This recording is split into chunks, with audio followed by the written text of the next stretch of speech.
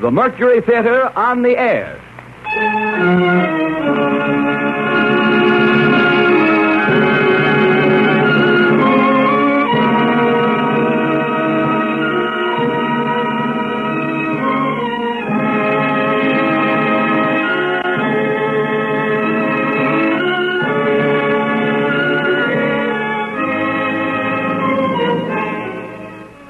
No theatrical organization has done more in recent years to stimulate interest in the American stage than the Mercury Theatre, whose outstanding productions of last winter under the direction of Orson Welles were the sensation of the theatrical season. Julius Caesar in Modern Dress, The Shoemaker's Holiday, Mark Blitzstein's The Cradle Will Rock, Bernard Shaw's Heartbreak House proved to the public the vitality and genius of this new organization. This summer, the Columbia Network introduced Orson Welles and his company for the first time to radio. And tonight we present the Mercury Theatre on the air in the fifth broadcast of its unique new series, dramatizing famous narratives by great authors. CBS again welcomes Mr. Welles and his associates to Columbia stations and to the stations of the Canadian Broadcasting Corporation. And here is Orson Welles to tell you about these stories himself.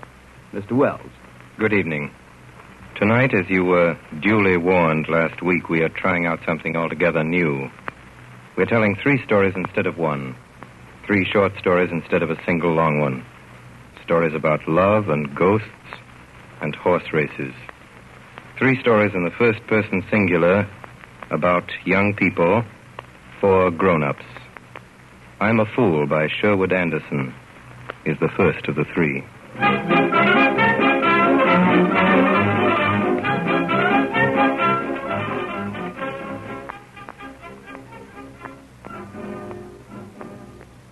It began at 3 o'clock one October afternoon.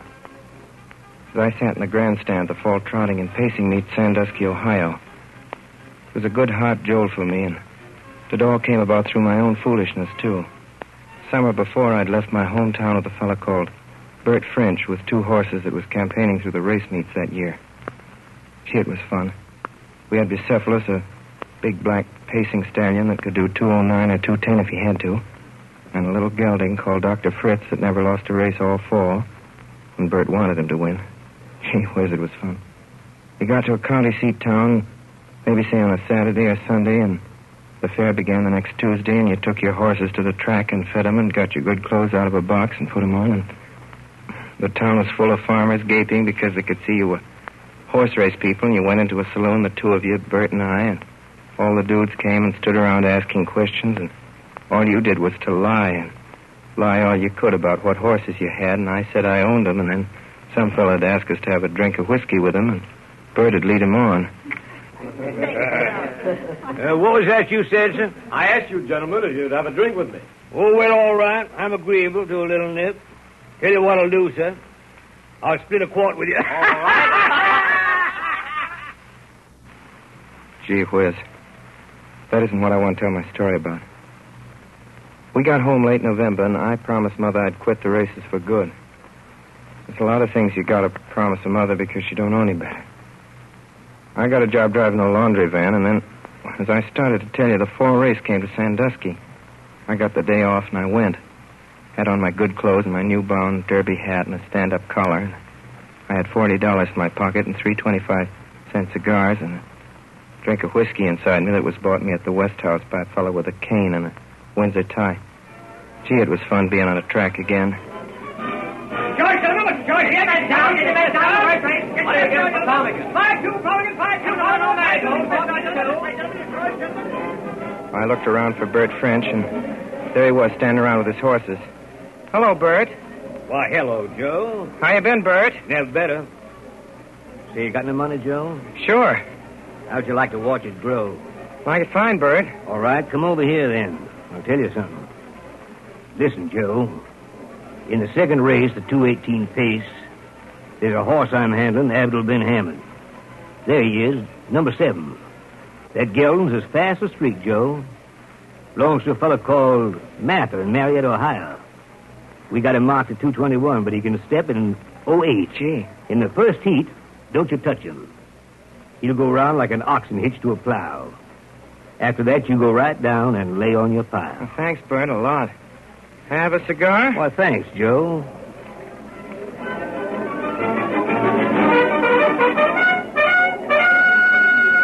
Well, sir, I went and bought myself the best seat I could get right in the grandstand. I didn't go in for any of those boxes. That's putting on too many airs. Well, right in front of me in the grandstand that day, right in front, there was a fellow with a couple of girls. And they was about my age. The young fellow was a nice guy, all right. He had his sister with him and another girl, and the sister looked around over his shoulder, accidentally at first, not intending to start anything. She wasn't that kind. And her eyes and mine happened to meet. You know how it is. Gee, she was a peach. She had on a soft dress, kind of blue stuff, and I blushed when she looked right at me, and so did she. She was the nicest girl I ever seen in my life. She wasn't stuck on herself. She could talk, proper grammar without being like a school teacher or something like that. What I mean is, she was okay.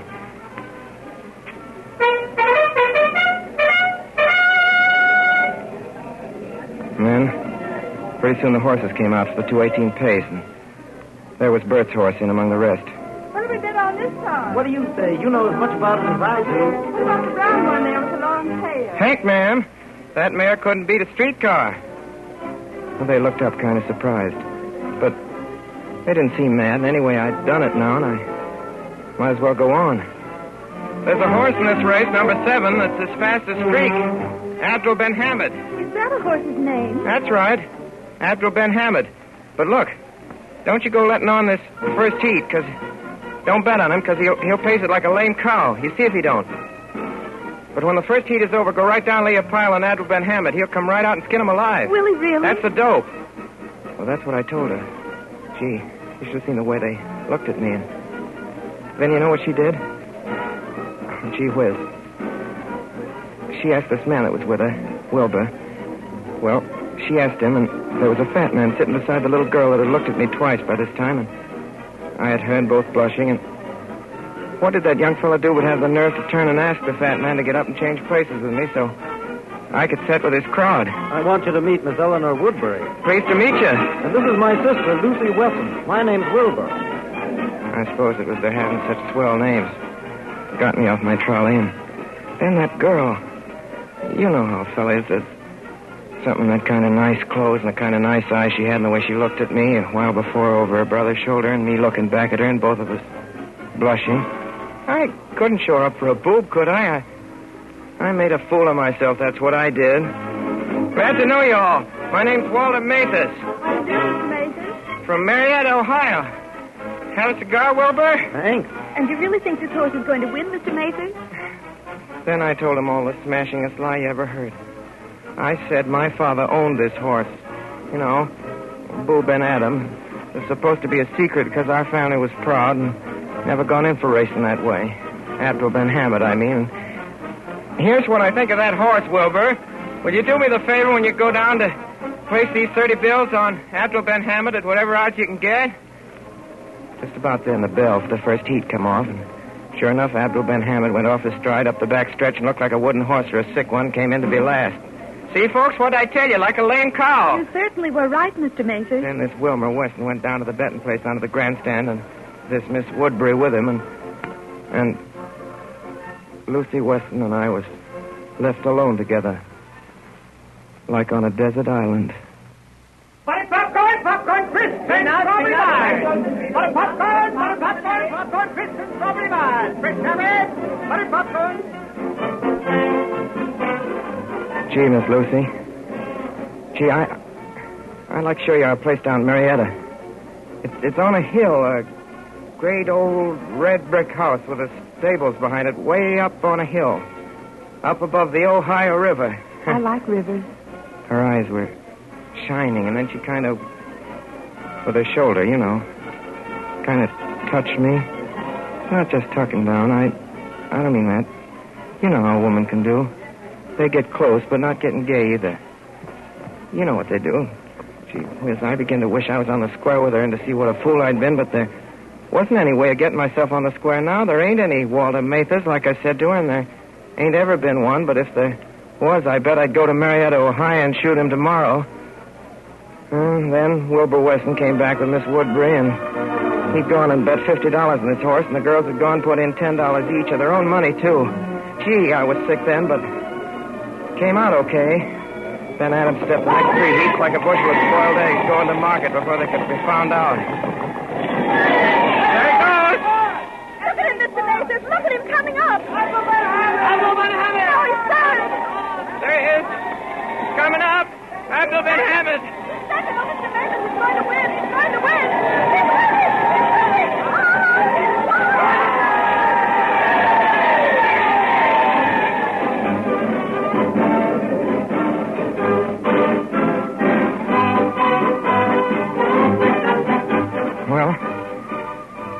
Well, we all got 9-2 for our money. After the race, we had a hack downtown, and Wilbur stood us a swell supper at the West House and a bottle of champagne besides, and there was I with that girl, big boot that I am. But she wasn't saying much, and I wasn't saying much either. One thing I know. She wasn't stuck on me because of the lie about my father being rich and all that. There's a way, you know. Craps almighty, there's a kind of girl you see just once in your life. You don't get busy and make hay, then you're gone for good, and all you might just as well go jump off a bridge, because what it means is you want that girl to be your wife, and you want nice things around her, like nice flowers and swell clothes, and you want her to have the kids you're going to have. You want good music played and not ragtime. Gee whiz. Well, there's a place over near Sandusky across a kind of bay, and it's called Cedar Point, and after we'd had supper, we went over to it in a launch. Just the 4 of us. By ourselves. What time does the train leave, Wilbur? 10:40. And is that the last train? Yeah, that's the last train. Oh, Shaw.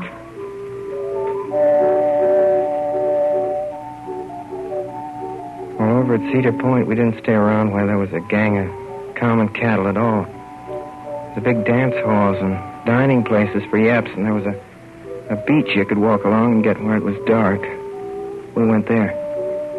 She didn't talk hardly at all. And neither did I. I was thinking how glad I was my mother was all right. Always made us kids learn to eat with a fork at table and not spill soup and not be noisy and rough like a gang you see around a racetrack, you know, that way.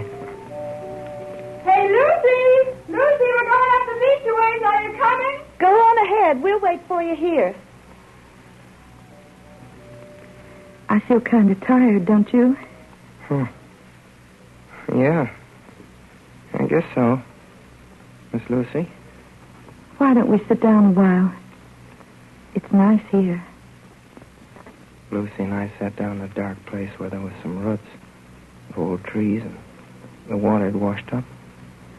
Feel that wood, how smooth it is. It's like silk. Yeah. And there was a watery smell. And the night was like as if you could put your hand out and feel it. So warm and soft and dark and sweet, like an orange. After that, the time till we had to go back in the launch and they had to catch their train wasn't nothing at all. It went like winking your eyes. Lucy! Lucy, it's nearly 10. Lucy! I've got to go. We've got to go to the train now. Will you kiss me goodbye? She was most crying then.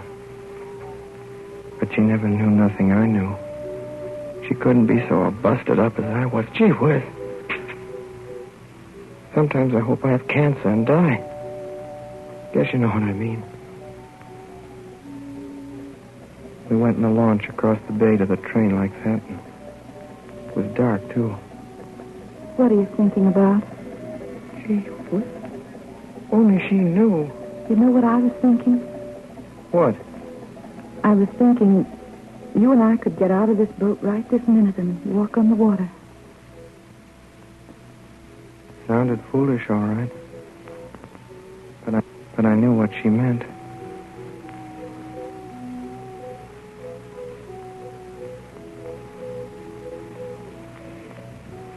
And then quick, we were right at the depot. There was a big gang of yaps crowded and milling around like cattle, and how could I tell her? It won't be long because you'll write and I'll answer you. I got a chance like a hay barn afire, a swell chance I got to answer her. All aboard! Full stand up, gate wide, green spring Captain. All aboard. Yeah, and maybe she'd write me down at Marietta that way, and the letter'd come back. And stamped on the front of it by the USA, there ain't any such guy. Or something like that. Ever they stamp on a letter that way. All aboard. Bye, Walter. Thanks for the tip-off. Bye. Goodbye. Goodbye. Goodbye. Goodbye.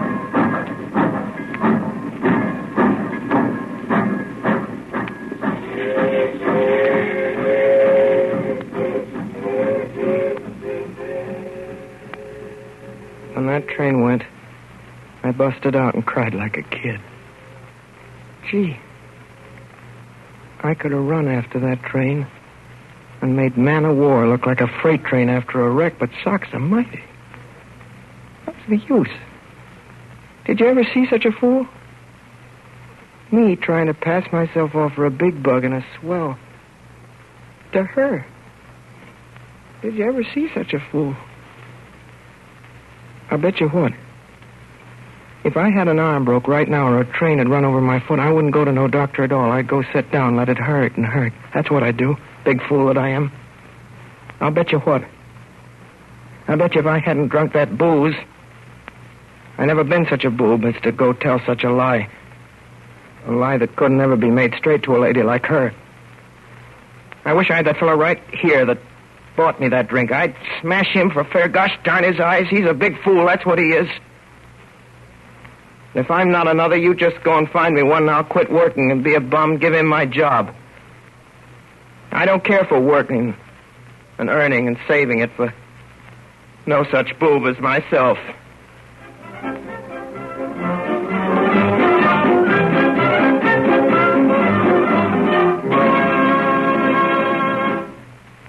The second story of tonight's program by Orson Welles and the Mercury Theatre is The Open Window by Saki.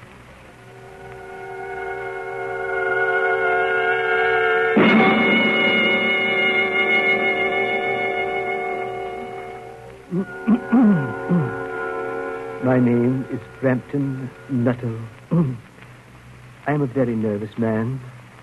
The doctors are not entirely in agreement in the matter of my diet. They have agreed to a man in ordering me complete rest, an absence of mental excitement, an avoidance of anything in the nature of violent physical exercise. It was the doctor's idea that I should go to the country for a week for my health. But it was my sister, Matilda Nuttall, who insisted on Mole Barrington. I know how it'll be, Frampton. You will bury yourself down there and not speak to a living soul, and your nerves will be worse than ever from moping. I'm not given to moping, Matilda. Oh, yes, you are, Frampton. I shall give you letters to all the people I know in Mole Barrington.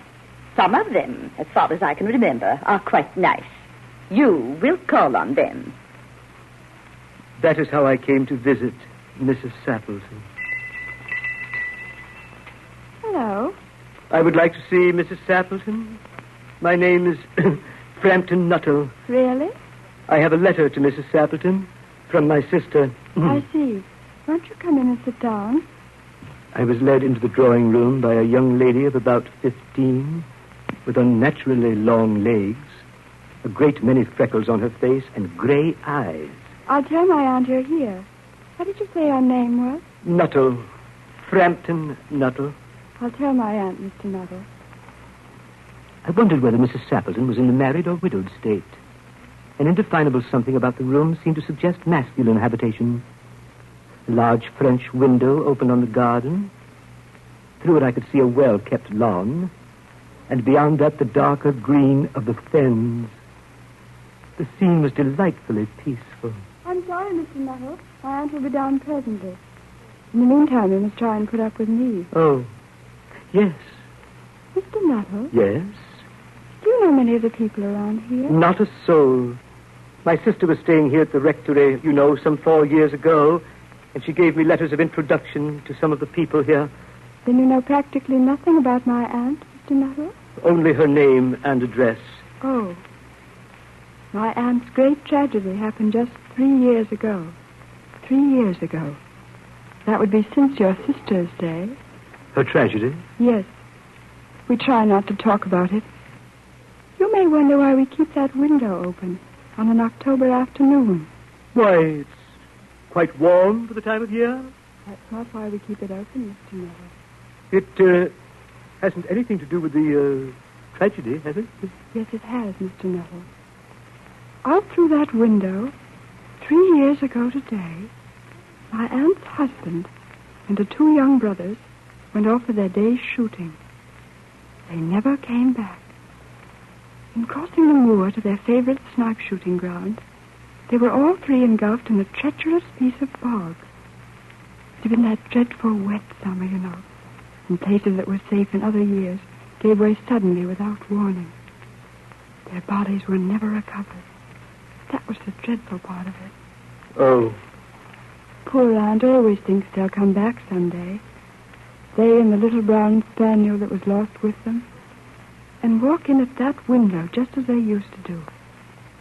That is why the window's kept open every evening till it is quite dusk. Oh. Poor dear aunt. She often told me how they went out. Her husband with his white waterproof coat over his arm, and Ronnie, her youngest brother, singing, Bertie, why do you bound like this? I said, Bertie, why do you bound? As he always did to tease her, because she said it got on her nerves. Do you know, sometimes on still, quiet evenings like this, I almost get a creepy feeling that they'll all walk in through that window. It was a relief when Mrs. Sappleton came into the room. Oh, I'm so sorry to have kept you waiting, Mr. Nuttall. I do hope Vera has been amusing you. She has been very interesting. It's so nice of you to come and see us, Mr. Nuttall. I do hope you don't mind the open window. Why, no. Open window? No. My husband and brothers will be home directly from hunting, and they always come in this way. They've been out for snipe in the marshes today, so they make a fine mess over my poor carpet. So like you men folk, isn't it? Do you hunt, Mr. Nuttall? It was horrible the way the poor woman's mind dwelt on the topic of hunting. I looked up and the girl's eyes caught mine. She shook her head sadly. I tried desperately to change the subject. I told her that I was in Mole Barrington for my health. But I was conscious that Mrs. Sappleton was giving me only a fraction of her attention, and her eyes were constantly staring past me to the open window and the lawn beyond. Then, suddenly, I saw her stiffen. She was staring at the window. Here they are. Here they are now, just in time for tea. I turned toward the niece.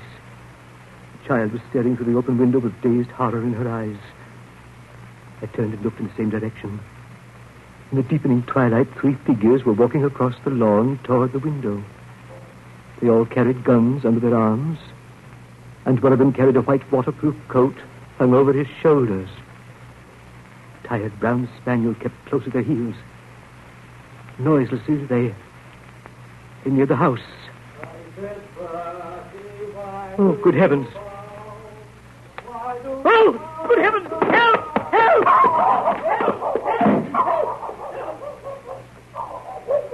Lucy, who on earth was that bolted up the drive as we came in? That was Mr. Nuttall. I can't imagine what came over him. I expect it was a spaniel that did it. Mr. Nuttall told me he had a horror of dogs. Vera? Yes, Aunt Lucy. Vera, what did you say to Mr. Nuttall before I came into the room? Nothing, Aunt Lucy.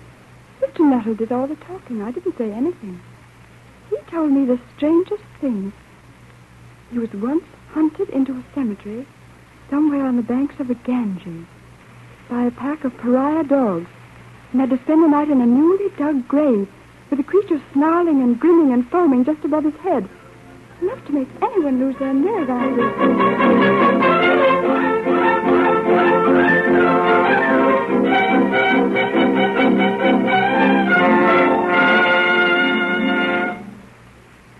You are listening to the Columbia Network's presentation of Orson Welles and the Mercury Theatre in 3 famous short stories. You have just heard the first 2 of these, I'm a Fool and The Open Window. We will present the 3rd story in a moment. This is the Columbia Broadcasting System. The Columbia Network is presenting three famous short stories. And now the Mercury Theatre and Orson Welles resume with My Little Boy by Carl Ewald.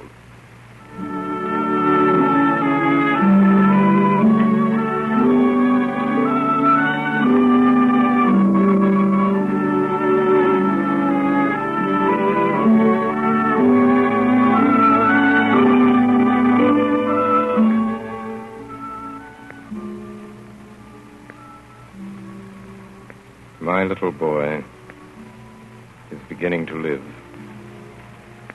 Carefully, stumbling now and then on his little knock-kneed legs, he makes his way through the world, looks at everything that there is to look at, and bites at every apple, both those that are his due and those which are forbidden him.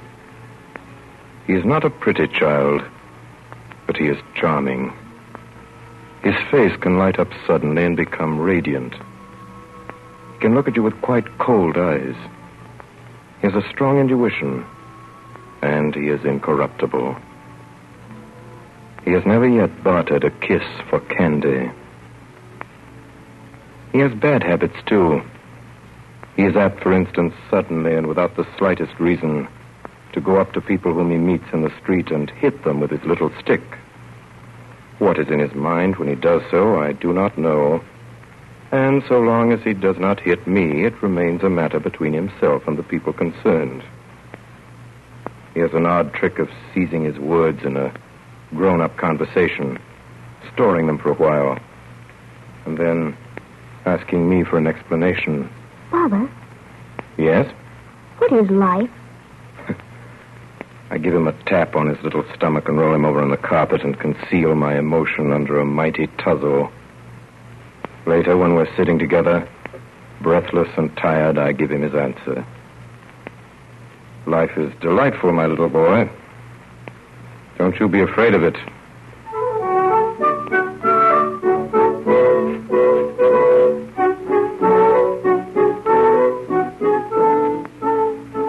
My little boy is given a penny by Mary, the cook, with instructions to go to the baker's and buy some biscuits.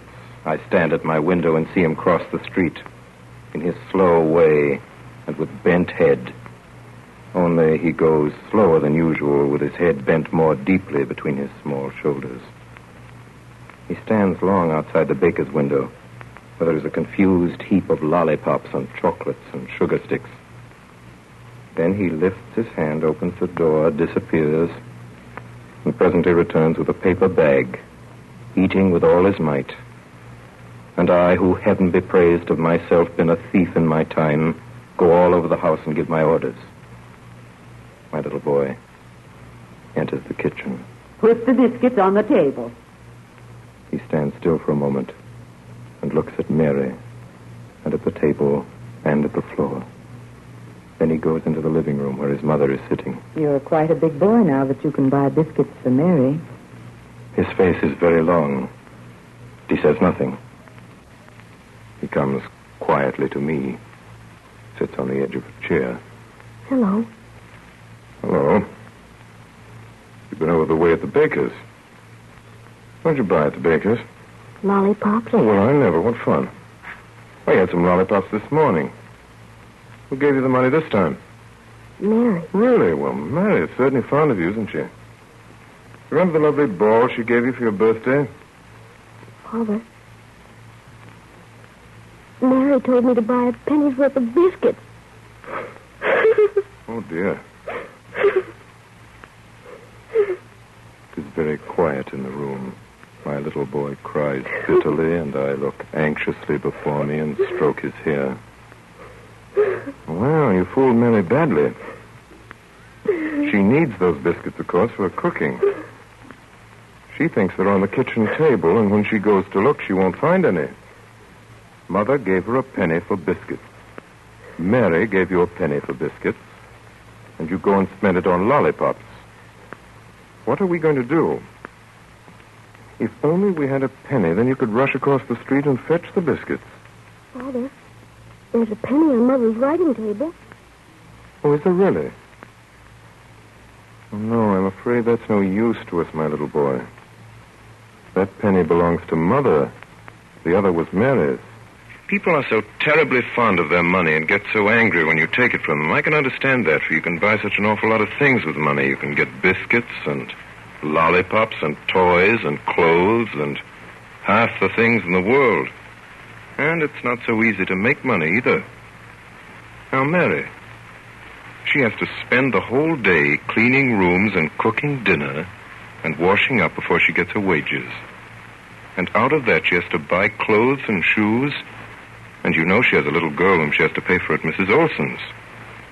She must certainly have saved very cleverly before she managed to buy you that ball for your birthday. Father, haven't you got a penny? Here's my purse. Look for yourself. Not a penny in it. Spent the last this morning. We walk up and down. We sit down and get up and walk about again. We're very gloomy. We're bowed down with sorrow and look at each other with great perplexity. There might be one hidden away in a drawer somewhere. Oh, yes. If only we could find a penny. Oh, here's one. Hooray. Look, Father. A penny. Hooray. It's a penny. Hurry now. You go this way through my door. Then run back quickly up the kitchen stairs with the biscuits and put them on the table. I'll call Mary so that she doesn't see. We won't tell anybody. He's down the stairs before I've done talking. I run after him. Hey there! Hey! Wasn't it a splendid thing we found that penny? Oh, yes, yes. And he laughs for happiness. And I laugh too. His legs go like drumsticks across to the baker's. From my window, I see him come back, running with red cheeks and glad eyes. He's committed his first crime. He's understood it. He has not the sting of remorse in his soul, nor the black badge of forgiveness on his cap. The mother of my little boy and I sit until late at night talking about money, which seems to us the most difficult matter of all.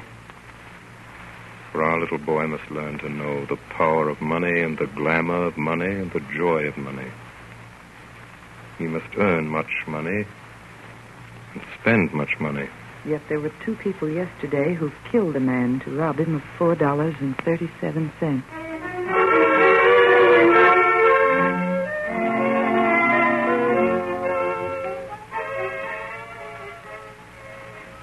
My little boy is engaged to be married. She's a big, large-limbed young woman, 3 years his senior. Her name is Gertie. By a misunderstanding, however, which is pardonable at his age and, moreover, quite explained by Gertie's appearance, he calls her Dirty. Little Dirty, and by this name she will be handed down to history. I want a girl for myself. Quite right, my boy. Either I know very little of mankind, or he has made a fortunate choice. No one is likely to take Dirty from him. Like the gentleman that he is, he at once brings the girl home to us and introduces her. Owing to the formality of the occasion, he does not go by the kitchen way as usual, but rings the front doorbell. I open the door myself. There he stands on the mat, hat in hand, with Dirty, his bride, and with radiant eyes. Father, this is little Dirty. She's my sweetheart. We're going to be married. That's what people usually do with their sweethearts. Come in, Dirty, and be welcomed by the family. Wipe your feet, Dirty. The mother of my little boy doesn't think much of the match. Why, she's a perfectly dreadful little thing.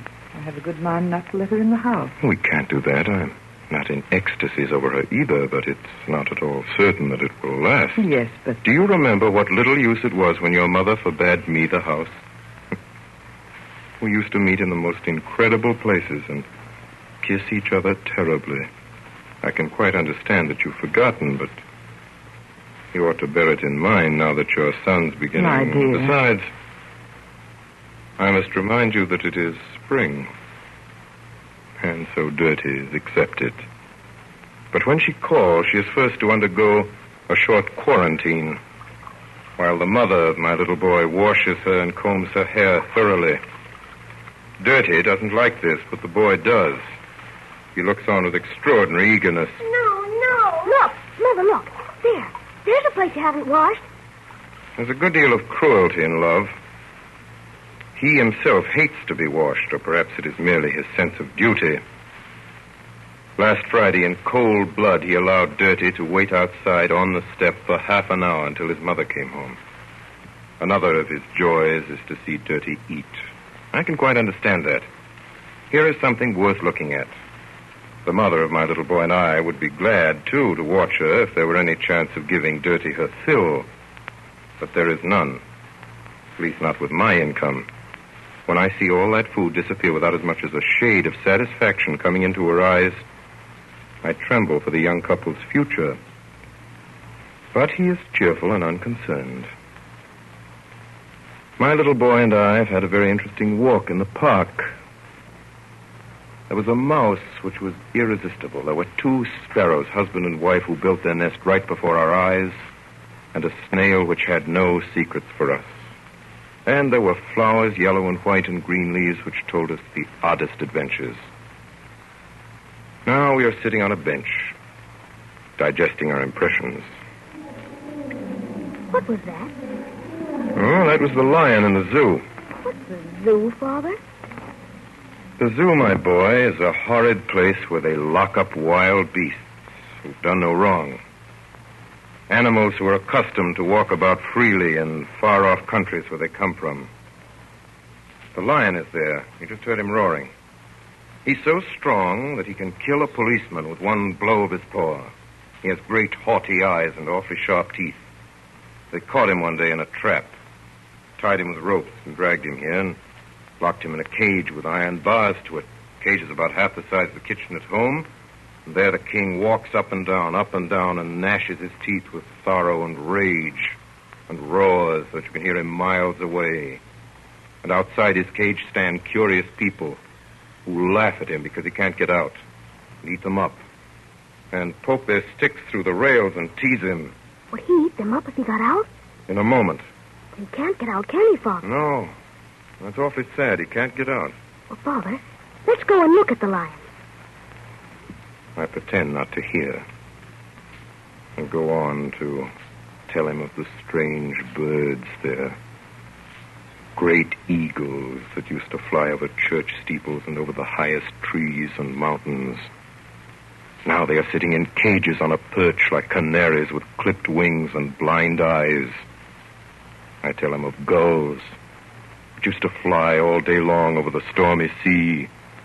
Now they splash about in a puddle of water, screaming pitifully.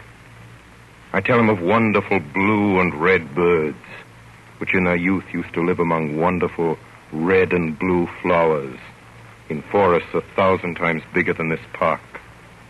Now they sit there in very small cages and hang their beaks while they stare at tiresome boys in dark blue suits and black stockings and rubbers and sailor hats. Are these birds really blue? Sky blue and utterly broken-hearted. Father, can't we go and look at the birds? I don't think we will. Why should more silly boys go and look at them? You can't imagine how it goes to one's heart to look at those poor captive birds. Father, I should so much like to go to the zoo. Take my advice and don't. The animals there are not the real animals you see. They are ill and ugly and angry because of their captivity, and their longing and their pain. But I should like so much to see them. Now, let me tell you something. To go to the zoo costs 5 cents for you and 10 cents for me. That makes 15 cents altogether. That's an awful lot of money. We won't go there now, but we'll buy the biggest money box we can find. One of those money boxes shaped like a pig. Then we'll put 15 cents in it, and every Thursday we'll put 15 cents in the pig. By and by, that'll grow to be quite a fortune. Such a fortune that when you're grown up, you can take a trip to Africa yourself into the desert and hear the wild, the real lion roaring and tremble just like the people tremble down there. Father, I'd rather go to the zoo now. Shall we go and have some ice cream at Josty's? I'd rather go to the zoo. You're not going to the zoo. Now we'll go home. And home we go, but we're not in a good temper. Of course, I get over it and buy him an enormous money box pig. We put the money into it, and he thinks that most interesting. But later in the afternoon, I find him in the nursery, engaged in a piteous game. He has built a cage in which he has imprisoned the pig. He is teasing it and hitting it with his whip. Can't get out and bite me, you stupid pig. You can't get out, do you hear? You can't get out. You can't get out.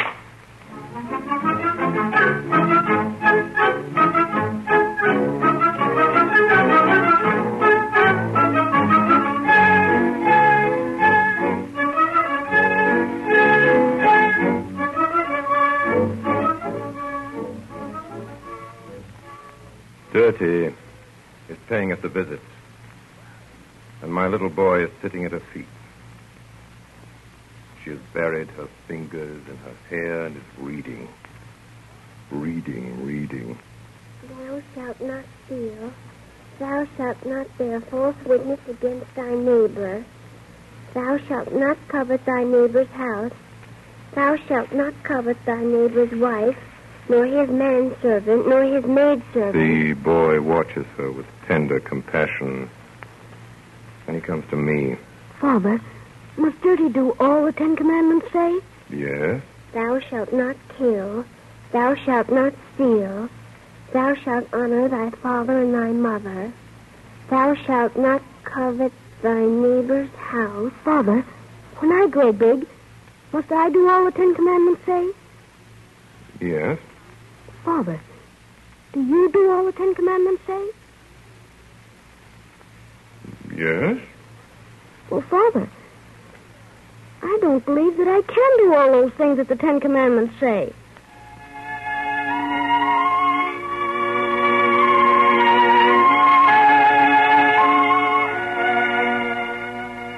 There is a great hullabaloo among the children in the courtyard. I hear them shouting something, and I go to the window and see my little boy in the front rank of the ruffians, screaming, fighting with clenched fists, without his cap. I know that he'll come up before long and tell me about it. Presently he appears. He stands still, as is his way, by my side. Says nothing. I steal a glance at him. He's greatly excited and proud and glad, like one who has fearlessly done his duty. Well, what fun you've been having down there. Well, it was a Jewish boy we were beating up. What? A Jewish boy? You beating him up? Yes. What had he done? Nothing. He seems puzzled. I look so queer suddenly. Now I snatch my hat and run out of the door as fast as I can. Come! We must find this Jewish boy and beg his pardon. What's that? My little boy hurries after me. He does not understand a word of it, but he is terribly in earnest. What's his name? Nathan. Nathan! There's nobody in the courtyard. We go out in the street. Nathan! All in vain. The Jewish boy and his persecutors are blown away into space. So we go and sit up in my room again. Well, nothing to be done now. Hope you will meet that Jewish boy someday so that you can give him your hand and ask him to forgive you. You must tell him that you did it only because you were stupid. But if another time anyone does him any harm, I hope you'll go in and help him and beat up the other fellow as long as you can move a limb. Yes, Father. I can see by my little boy's face that he is ready to do what I wish. So now I have to explain. Now, let me tell you. The Jews are by way of being quite a wonderful people. You remember David, about whom Dirty reads at school? He was a Jewish boy. And the child Jesus, whom everybody worships and loves, although he died 2,000 years ago. He was a Jew, too. My little boy stands with his arms on my knee. Now, the old Hebrews rise before us in all their splendor and power. They ride on their camels in coats of many colors and with long beards. Moses and Joseph and his brethren, and Samson and David and Saul. We hear wonderful stories. The walls of Jericho fall at the sound of the trumpet. And what next? Go on, Father, go on. The whole day is devoted to Jews. We learn that many of the most famous men in the world are Jews. And when evening comes, and Mother sits down at the piano and sings the song which Father loves above all other songs, it appears that the words were written by one Jew and the melody composed by another.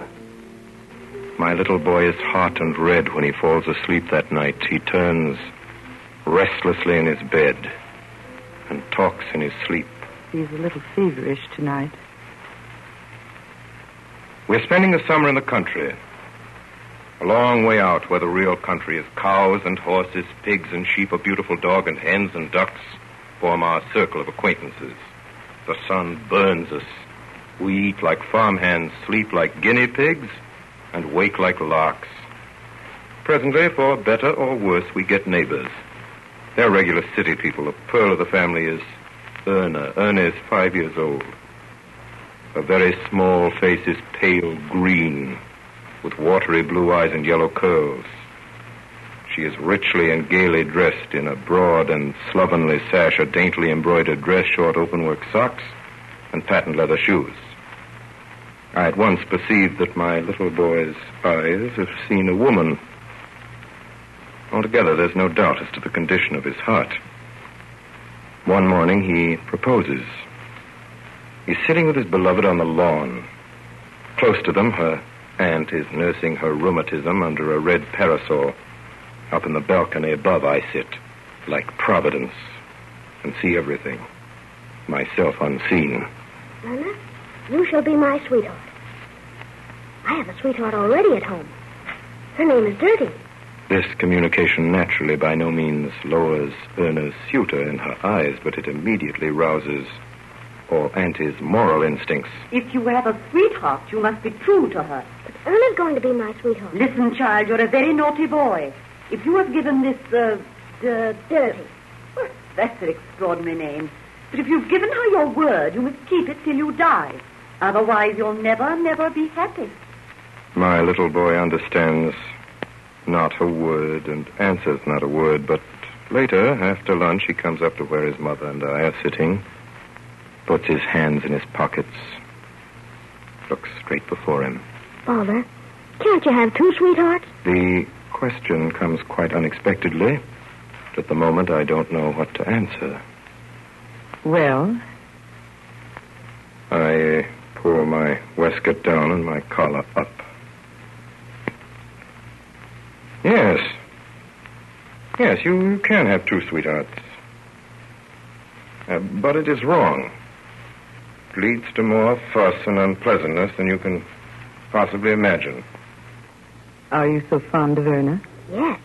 Do you want to marry her? Yes. Well, then, the thing is settled. We'll write to Dirty and give her notice. Well, there's nothing else to be done. I'll write now, and you can give the letter yourself to the postman when he comes this afternoon.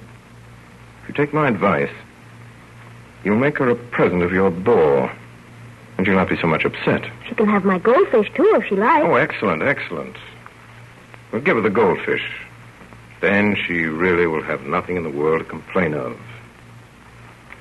My little boy goes away. But presently he returns. Father, have you written a letter to Dirty? Not yet, my boy. There's time enough. I shan't forget it. Father, I'm so fond of Dirty. She was certainly a dear little girl. Father, I'm also so fond of Erna. We look at each other. This is no joke. Perhaps we'd better wait with the letter till tomorrow. Or perhaps it would be best if we talk to Dirty ourselves. We get back to town. Then my eyes surprise an indescribable smile on our mother's face. All a woman's incapacity to understand man's honesty is contained within that smile. And I resent it greatly. Come. Let us go.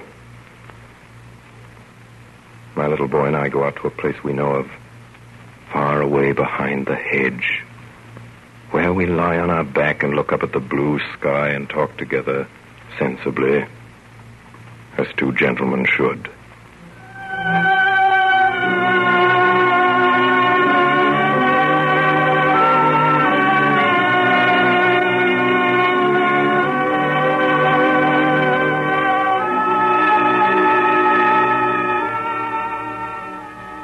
My little boy is going to school. We can't keep him at home any longer, says his mother. He himself is glad to go, of course, because he doesn't know what school is. I know what it is, and I know also that there is no escape for him, but I am sick at heart. So we go for our last morning walk along the road where something wonderful has always happened to us. We sit down by the edge of our usual ditch, and suddenly my heart triumphs over my understanding. I just want to tell you that school is a horrid place. You can have no conception of what you'll have to put up with there. They will tell you that 2 and 2 are 4. Mother's taught me that already. Yes, but that is wrong. 2 and 2 are never 4. Only very seldom. And that's not all. You will never have any more time to play in the courtyard with Einar. When he shouts to you to come out, you'll have to sit and read about a lot of horrible old kings who've been dead for hundreds and hundreds of years, if they ever existed at all, which, for my part, I simply don't believe. My little boy doesn't understand me, but he sees that I am sad. Puts his hand in mine. Mother says that you must go to school to become a clever boy. Mother says that Einar is ever so much too small and stupid to go to school. I bow my head and nod and say nothing. I take him to school. See how he gallops up the steps without so much as turning to look back at me. Here ends this story about my little boy. What more can there be to tell? He is no longer mine. I have handed him over to society. There was nothing else to be done. Really? Was there nothing else to be done? I wonder. Small boys have a bad time of it, you know. They had a worse time of it in the old days. That's poor comfort. The world is still full of parents and teachers who shake their stupid heads and turn up their old eyes and cross their flat chests with horror at the wickedness of youth. Children are so disobedient, they say, so naughty, so self-willed, and talk so disrespectfully to their elders. And what do? We who know better.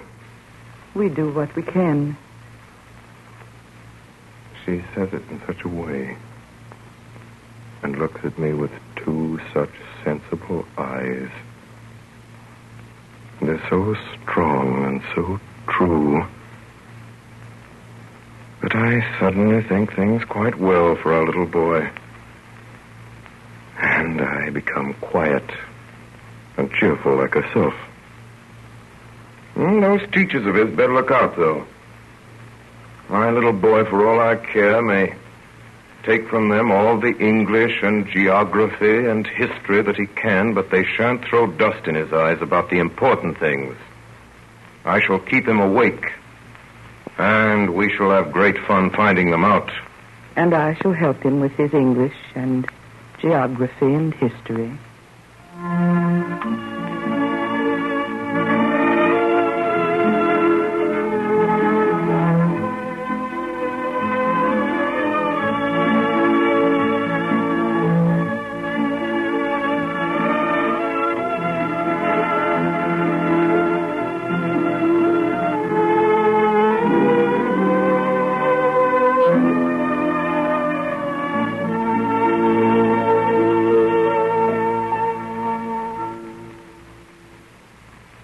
tonight the Columbia Network has brought you Orson Welles and the Mercury Theatre on the air in dramatized versions of three famous short stories.